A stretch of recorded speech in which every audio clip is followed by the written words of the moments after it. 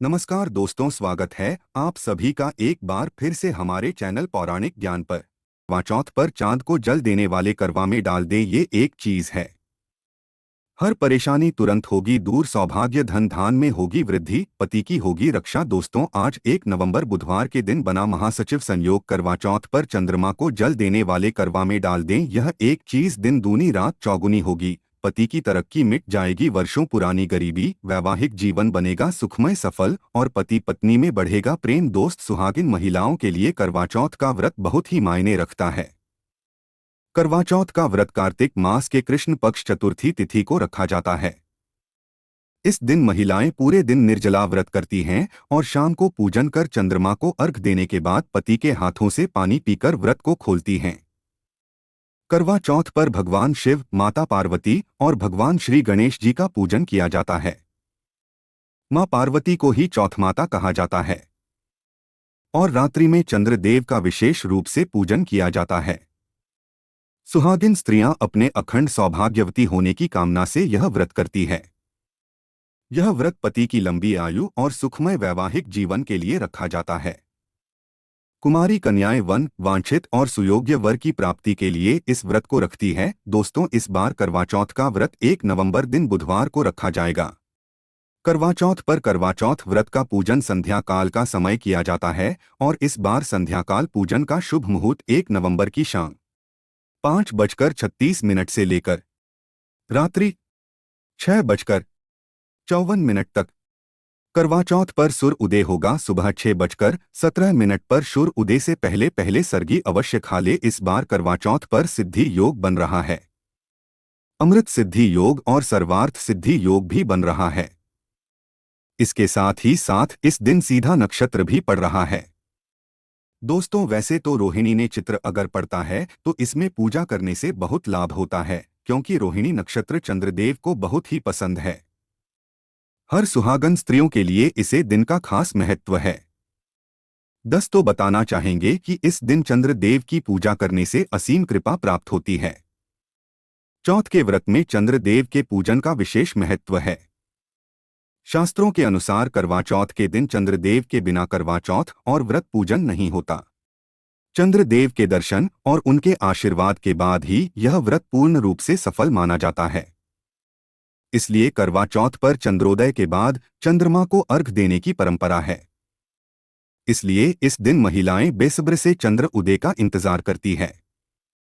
इस बार के करवा चौथ के दिन चंद्रोदय का समय होगा रात्रि 8:12 पर। चंद्रदेव सौभाग्य के कारक है, मन के कारक है, सुख समृद्धि और धन देने वाले देवता हैं। पति पत्नी के प्रेम को बढ़ाने वाले देवता हैं। महिलाएं चंद्र उदय होने पर देर रात तक इंतजार करती है। कई बार बादलों के में चंद्र छिप जाते हैं, जिसकी वजह से महिलाओं को काफी देर हो जाती है और वह व्रत का पालन नहीं कर पाती। लेकिन क्या कभी आपने सोचा है कि चंद्रमा के पूजन का इतना महत्व क्या है?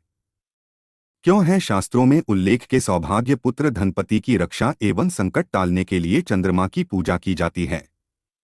करवा चौथ के दिन चंद्रमा का पूजन का एक अन्य कारण यह भी है कि चंद्रमा औषधि के कार्य और मन के अधिपति देवता हैं। उनके अमृत वर्षा करने वाले वनस्पतियों और मनुष्यों के मन पर सर्वाधिक प्रभाव डालते हैं। दिन भर उपवास के बाद इस चतुर्थी के दिन चंद्रमा को छलनी की ओट में से जब स्त्रियां अपने पति को देखती है और चंद्रदेव को देखती है तो उनके मन में पति के प्रति अनुराग और प्रेम का भाव उत्पन्न हो जाता है। उनके मुख्य और शरीर पर एक विशेष कांति आ जाती है, स्वास्थ्य उत्पन्न होता है और बढ़िया होता है और दाम्पत्य जीवन सुखमय हो जाता है। उपनिषदों के अनुसार जो व्यक्ति चंद्रमा में पुरुष से रूपी ब्रह्मा को जानकर उनकी उपासना करते हुए उज्ज्वल जीवन व्यतीत करता है, उसके सारे कष्ट दूर होकर सभी पाप नष्ट हो जाते हैं एवं वे लंबी को प्राप्त होता है। इसलिए करवा चौथ पर अखंड सौभाग्य के लिए, पति की लंबी आयु के लिए, सुखद वैवाहिक जीवन के लिए और सभी संकटों को टालने के लिए चंद्रमा का पूजन किया जाता है। चंद्रदेव का पूजन करने से पहले संध्या काल के समय भगवान श्री गणेश, माता पार्वती, शिवजी का पूजन करें। पूजन करते समय ही आप एक करवा में शुद्ध जल भर ले, उसमें थोड़ा सा गंगाजल डालकर पूजन के दौरान आप अवश्य ही रखें। फिर इसी करवे से आपको रात्र को चंद्र उदय को अर्घ्य देना है। चंद्रदेव को अर्घ्य देने के लिए पूजन की थाली तैयार करें। थाली में आप करवा रखे हैं, वही करवा जिससे पूजन के दौरान आपने जल भरकर रखा था। इस करवे से आपको चंद्रदेव को जल देना है। चंद्रदेव को अर्घ्य देने से पहले आप इस कस्बे में कुछ जरूरी बचते अवश्य ही डालें। करवे में सबसे पहले थोड़ा सा कच्चा दूध डालें। जी हाँ दोस्तों, इस करवे में सबसे पहले थोड़ा गंगाजल डालें। फिर आप कच्चा दूध डालें और फिर आप इसमें साबुत 21 दाने चावल के दाने डाल दें और थोड़ी सी मिश्री आप डाल दें। फिर आपका यह करवे का जो जल है तैयार हो गया।